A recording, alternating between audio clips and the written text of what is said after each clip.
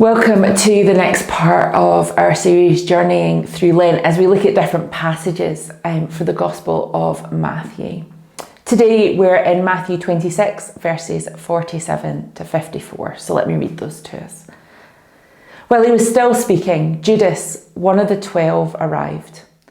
With him was a large crowd armed with swords and clubs, sent from the chief priests and the elders of the people. Now the betrayer had arranged a signal with them. The one I kiss is the man. Arrest him. Going at once to Jesus, Judas said, "Greetings, Rabbi," and kissed him. Jesus replied, "Do what you came for, friend."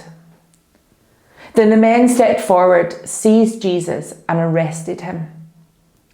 With that, one of Jesus' companions reached for his sword, drew it, and struck the servant of the high priest, cutting off his ear. "Put your sword back in its place," Jesus said to him, "for all who draw the sword will die by the sword.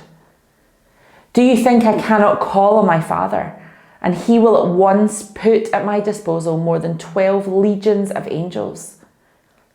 But how then would the scriptures be fulfilled that say it must happen this way?" Do you know, when I read this passage, there's a whole load of things that I could focus on. What happened right before this? Who was part of the crowd that showed up? Why did they think they needed swords and clubs? Why did Judas betray Jesus? What happened in the arrest? The cutting off of the ear? Jesus' instruction to stop violence, Jesus talking about a legion of angels and trying to begin to understand how many angels that is. But as I read it today, what really stands out to me are these last two verses. Do you think I cannot call on my Father and he will at once put at my disposal more than 12 legions of angels? But how then would the scriptures be fulfilled that say it must happen this way? Jesus knew what was going to happen to him.